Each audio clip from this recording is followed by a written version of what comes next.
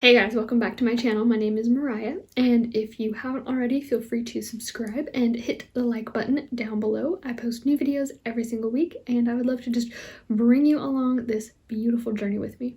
So today I'm going to be sharing my 5 top tips with you about how to never have a 9-to-5 and just completely live life the way that you want to. So my first tip is to always take responsibility for everything.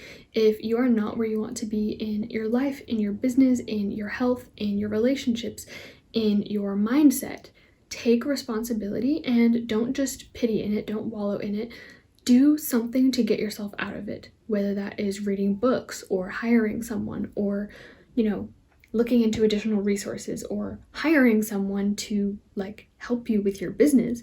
No matter what it is, just always take responsibility and recognize that whatever is happening is a reflection of whatever you're putting out there. And so I know that can be really, really, really hard to chew off sometimes, but I think that's exactly what we need to hear sometimes, is that if something isn't working well in your business, in your life, it's your fault and you're the only person who can change it. Putting the blame on other people is just really getting rid of your ability to change it and your ability to do something about it. So by taking responsibility, you're just understanding and recognizing that you really can do something about it. You really can make the change. My second tip is to be a sponge to learning. So I was somebody growing up who always just thought that I knew it all, and I thought that I totally understood this whole life thing. I understood everything there was to understand. And growing a business, I had to completely let that go. I had to recognize that everything is probably the opposite of what I think, and I know nothing and I don't understand any of it. And, maybe look at it like a really, really difficult class in school and just say, I don't know how to do any of this, but I'm going to learn and I'm going to find a way to make it work. I think this is especially true at the very beginning, is to just explore a broad range of information. Look at multiple different business types, look at multiple different types of organizations and multiple different ways of running a business and multiple different ways of making an income, even if that's not owning your own business. Just look at all the possible options, all the different things that you can learn, and find what's really, really interesting to you. And if there's something that you're already really good at, dive deep into that, get really, really good at that, and hire out everything else. That way you're focusing on your strengths and you're allowing other people to support you with their strengths. The third tip, which I think is one of the most important, is to take very massive, messy, imperfect action. And the reason for this is because think of it like if you've ever played in any sport, and I'm going to use gymnastics as an example of this. If you're going to do a backflip off of something, or just in general, if you're going to flip in some way, you can't half-ass that.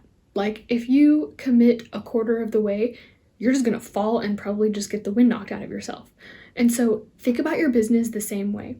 If you're only gonna give it a quarter of your maximum effort, those are the results you're gonna get, and you're probably just gonna land on your back, out of air, really freaking uncomfortable, but not progressing, not moving forward, not seeing results. And so when it comes to your business, even if things aren't perfect, even if, the form is incorrect, even if you're not doing it the way that you're supposed to, deemed by some expert, as long as you're taking that massive action and moving forward, you're going to be learning, you're going to be experimenting, you're going to be getting feedback, you're going to be growing, versus, like I said, if you're just putting a little bit of effort in and falling flat, or putting a little bit of effort in, only enough effort so that you're getting negative feedback, you're getting people doubting you. When you're only putting that little tiny bit of effort in, that might be enough to stop you. So you want to go all in. And that's actually my 5th tip, but you want to go all in with that messy action, because if you don't, you're probably going to regret it. My 4th tip is to always ask for help before you need it, hopefully. But to really, really just understand that it's okay to ask for help. It's okay to get help and support, and there's nothing at all wrong with that. It doesn't matter if you're asking for help with your business by hiring a mentor. It doesn't matter if you're asking for help by hiring a therapist or a counselor so that you can work through what you're experiencing, because building a business is really about building yourself.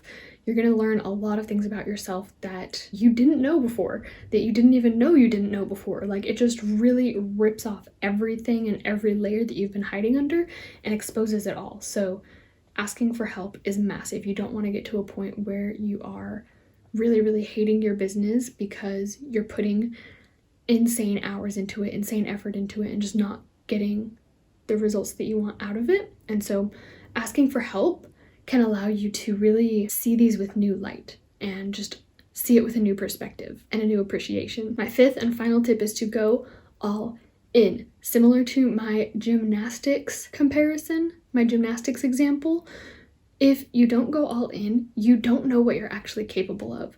And I see so many business owners, especially in the network marketing industry, who believe in themselves for a minute. They have that belief. They see what someone else has been able to do. They see the results and change that someone else has been able to create in their lives.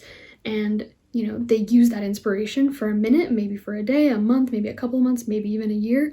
And then they let the self-doubt come in. They let, you know, everyone else's opinions and their fears and everything else come in, and it just washes out all of that belief instantly. I find that that comes up a lot quicker and a lot easier if you're not going all in. If you're just putting a little bit of effort in, it's a lot easier to just back out and say, oh no, I was just kind of trying that network marketing thing. I didn't really actually want to do it. I was just trying to build my own clothing line. I didn't actually, you know, really want to do it. I didn't invest $100,000 yet. I only invested $10,000. You know, whatever it is for you, whatever makes you feel like you're all in, that's what you need to do. So if you're thinking of something right now and you're like, oh, I really need to do that thing, you really need to do that thing. You've got to go all in. I hope this video has been helpful for you guys. If it has been, please, please, please give it a thumbs up, hit the subscribe button, and leave me a comment down below letting me know what was the most helpful for you, or really anything that you've experienced in your process of growing a business so far, or if you're in the research process right now of figuring out what kind of business to start, what route you want to go down for creating your own income. I would love to know more about that. So chat with you guys next time.